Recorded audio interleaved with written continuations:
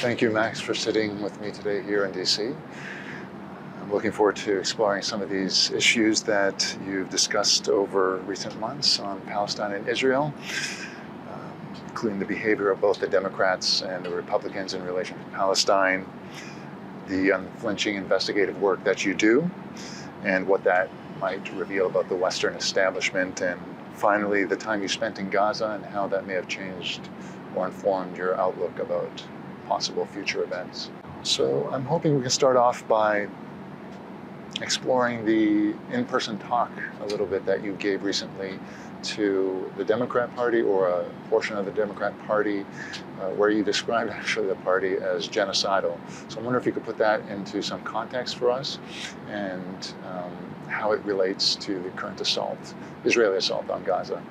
Well, I was invited to the Women's National Democratic Club because much of its rank and file actually agrees with me on the issue of Israel-Palestine. They have many older women who have been activists for decades on this issue of Palestine, and they got me through the door. I didn't exactly know what I was walking into, but I knew it was an organization that did have some standing within the party establishment, and so I wanted to take it to them directly.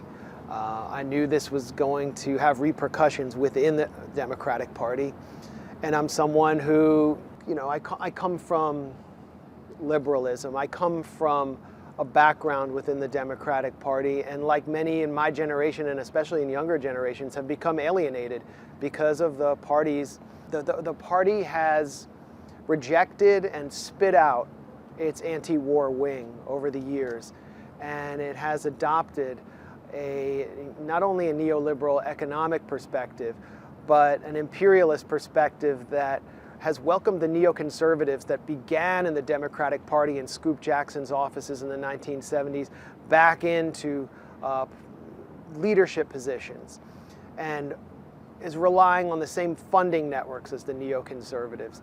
And so when I went in there, I wanted to present a very clear and stark perspective on the leadership of the party and how they have been influenced so substantially by a foreign apartheid lobby centered around AIPAC. And I called them the genocide Democrats because they have provided not just cover for genocide in the Gaza Strip, but have cheerleaded it all along the way.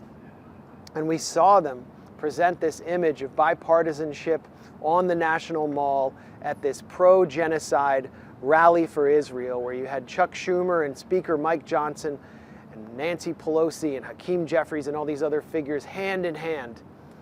We saw Chuck Schumer and Mike Johnson hand in hand presenting a portrait of bipartisan unity in favor of genocide. So here was my opportunity before a Democratic Party organization to present my perspective. And what took place there was part of a larger rebellion within the party grassroots, where particularly younger people have been taken for granted by the Democratic Party, who are expected to, every 4 years, just hold their nose and vote for the Democrat because they can't allow the bad orange Hitler to get into the White House. They're not having it anymore. They're voting uncommitted. They're protesting. They're interrupting and hounding Democrats everywhere they go. They're confronting Hillary Clinton to her face and calling her the super predator. And so I was speaking for them, and I spoke in a room that was filled with supporters and people who had actually just joined that organization because they had hosted me in order to steer it away from the direction of Hillary Clinton, Joe Biden, Hakeem Jeffries, and the genocide Democrats who've raked in millions of dollars from AIPAC donors over the years. And that talk was extremely controversial within that organization. Obviously, the rank and file members who pushed to host me faced a lot of pushback. Someone stormed out in the middle of the talk when I tried to put October 7th in the context of the wider siege and occupation of the Gaza Strip and the 75-year project of ethnically cleansing Palestinians. It was too much for some people, but by the end, I got a standing ovation. The video that we posted of it at the Grayzone has received hundreds of thousands of views, and then parts of it have gone viral. So it really speaks to people who feel betrayed by the one party that's supposed to be the lesser evil and have really nowhere else to go and feel voiceless in this society. And at this point, how would you describe the differences, if any, between the Republican Party and the Democrat Party with respect to Palestine? I mean, the difference between the Democratic Party and the Republican Party is the Democratic Party believes that biological males should play women's sports, and that Republicans believe that women have no bodily sovereignty when it comes to abortion, and the Democrats believe that everybody has no bodily sovereignty when it comes to vaccines. They're fighting over these cultural issues, but at the end of the day, they're both backed by the same genocidal billionaires. You can look at Joe Biden and Donald Trump as a perfect example. Who are their two top donors? Joe Biden's top donor is Haim Saban. Donald Trump's top donor is Sheldon Adelson. Haim Saban says, I'm a one-issue guy, and my issue is Israel. Haim Saban is a Hollywood billionaire mogul with Israeli roots. Sheldon Adelson is dead, and his Israeli wife has taken over his foundation. Sheldon Adelson said he regretted joining the US military and wished he could have fought for the Israeli military, and said that he had hoped to see a nuclear weapon dropped on Iran. He is the top donor to Trump, to figures like Tom Cotton, Marco Rubio, all of these neoconservative pro-war Republicans. And Haim Saban and Sheldon Adelson's foundation work together through something called the IAC, the Israel-American Committee, which supplements AIPAC as a bastion of bipartisan, pro-settler colonial Israeli influence, not just on Capitol Hill, but in state houses across the US. So there really is no difference there. The difference is really between the bases. And what we're in, this Republican lobbyist Grover Norquist started a Reagan Renaissance committee or something to make Reagan into this great figure. And they were going to try to put him on replace Woodrow Wilson on the dime and put him on Mount Rushmore. And the Democrats said, you can have that airport. But the other airport's named for someone even worse who started the whole national security state, John Foster Dulles, who couped so many governments, destroyed the world. And him and his brother might have killed Kennedy. Reagan is not the boss or the hero of the Republican Party anymore. Donald Trump is. Donald Trump is someone who, and you look at Tucker Carlson, for example, hosting a pastor from Bethlehem who destroyed the entire Zionist narrative in a 45-minute interview. So the Reaganite neoconservative elements from the old, or the George W. Bush elements in the Republican Party, are being welcomed back into the Democratic Party. They don't feel like there's a place for them in the Republican Party. The Republican base stands with me and the Grayzone on the Ukraine proxy war and the anti-war left. None of us want to fund it. And if you look at the numbers in the Republican base on Ukraine, it's the same as the numbers in the Democratic Party base on supporting Israel. But those same Republicans support Israel. And we're kept apart by all of these phony cultural issues, or the Republican right will say, look at the protesters out there protesting the war in Gaza. They have purple hair and they're wearing masks and they're a bunch of freaks blocking traffic. We have to support that war because we hate the woke crowd.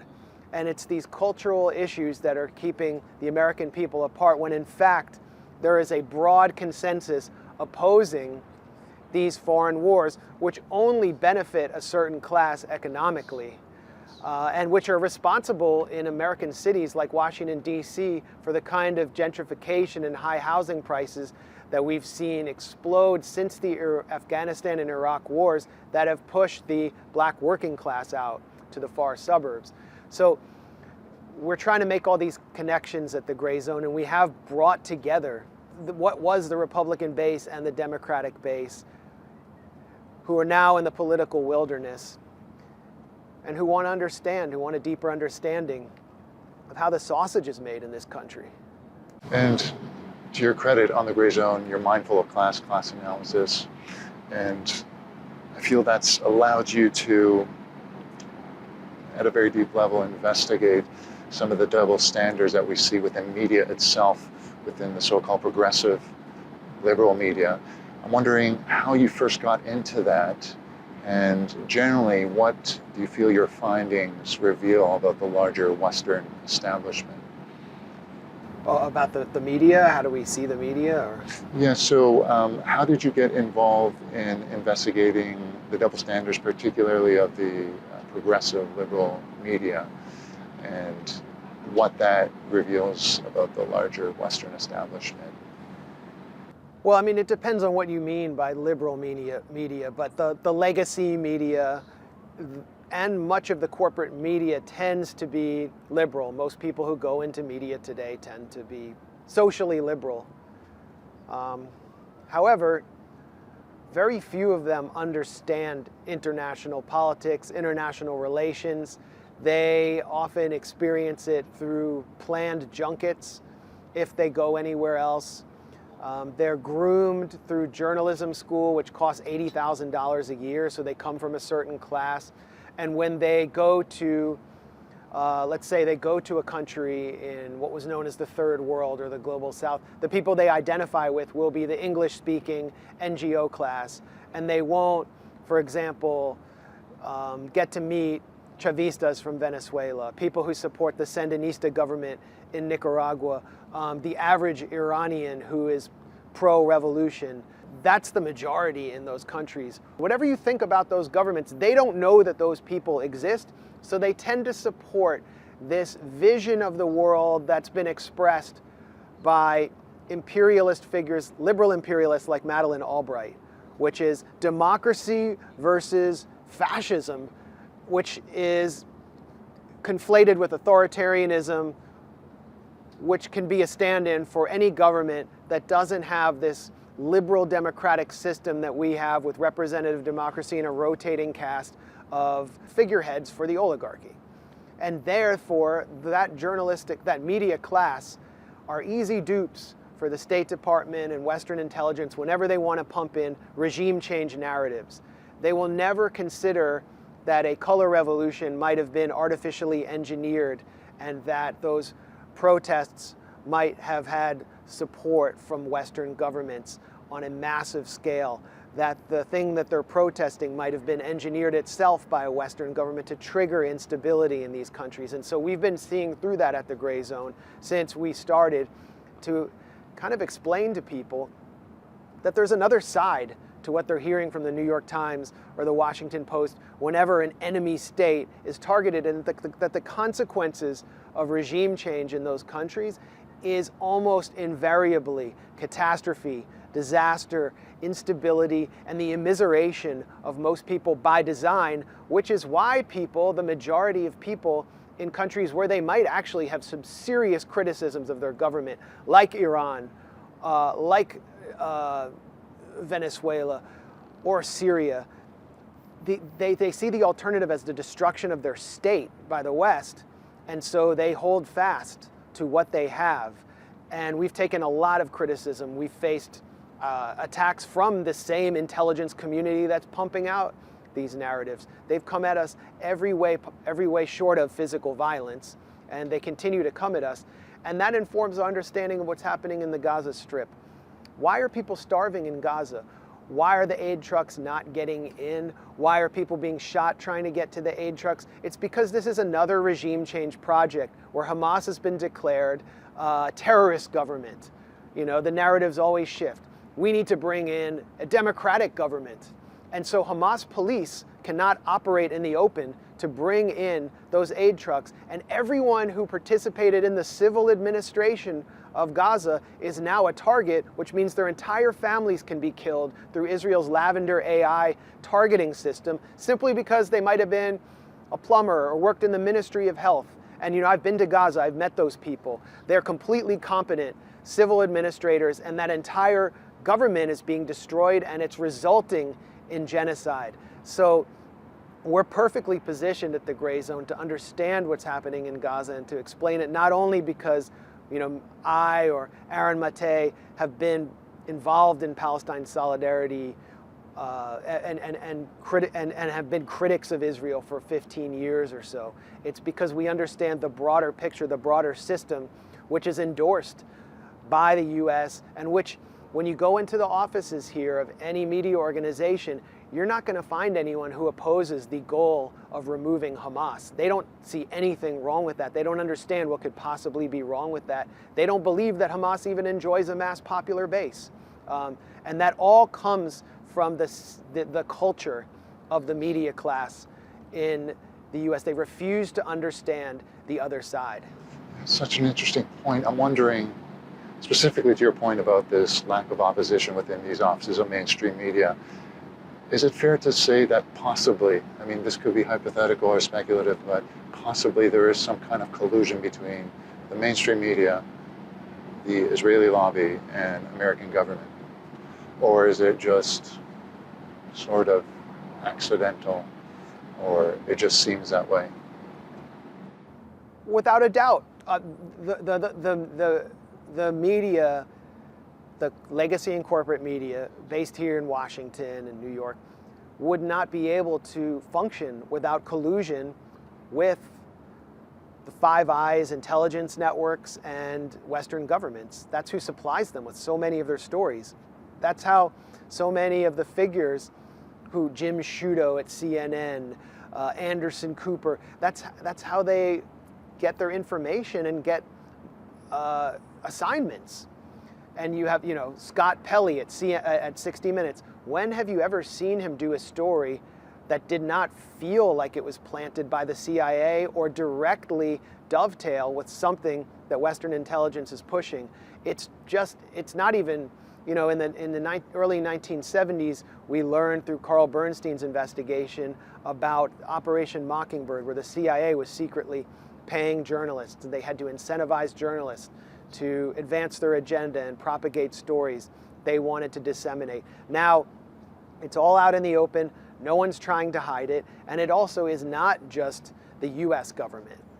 They could just plausibly argue, well, I'm just a patriot and I'm supporting my government just like Turkish journalists or Russian journalists. It's what we saw after October 7th, where the Israeli government was able to plant any bogus atrocity hoax it wanted with US media. It would go right up on the CNN Chiron on primetime. 40 beheaded babies in Kibbutz Be'eri were found. And how did they know it? The Prime Minister's office confirmed it. That's what CNN's Sarah Seidner said.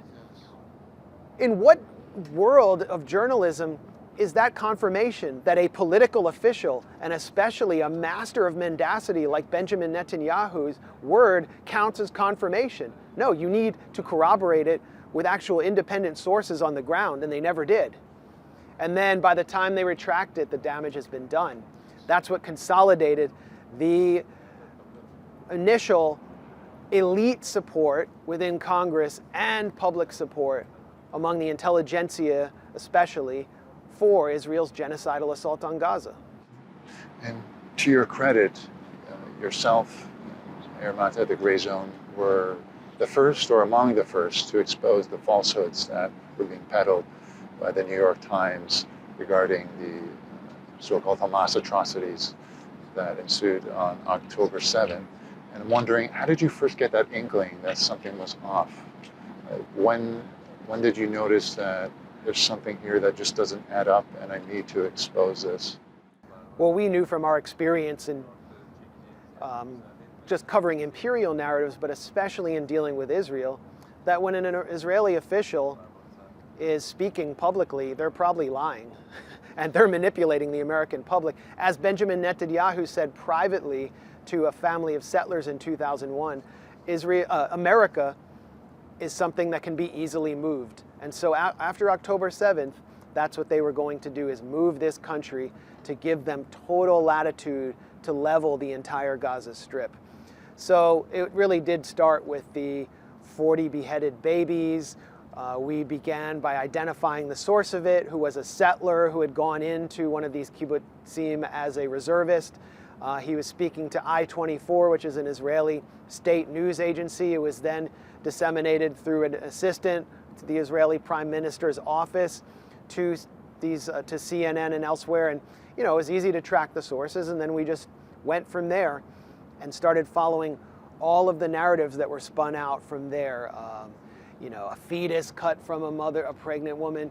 And there was also this sense we had that, yes, atrocities were committed This was a military assault on civilian areas, and so things were going to happen. But what we were hearing just sounded outlandish, ridiculous, and like the kind of propaganda that we've traditionally heard about not just Hamas, but which American settlers would spread about Native Americans in order to justify colonialism in this country. It just didn't sound right. And so when we went at it with total confidence, and then we started to unpack what actually happened on October 7th, and we realized that many people had actually been killed by an Israeli military that was caught on its back foot, that was scrambling Apache helicopters with no intelligence, no ability to distinguish between Israeli civilians and Palestinian militants or Palestinian civilians who had just come in to take selfies, and were just blasting everything on the ground. I was one of the first journalists to write about how the Hannibal Directive was used when an Israeli soldier, Hadar Golden, was captured in August 2014 in Rafah by Hamas militants. And what that meant was the Israeli military blanketed the entire area with explosives, artillery, in order to kill everyone, including that soldier especially, so that he couldn't be used as collateral to weaken Hamas's negotiating hand. So we knew about the Hannibal Directive going in.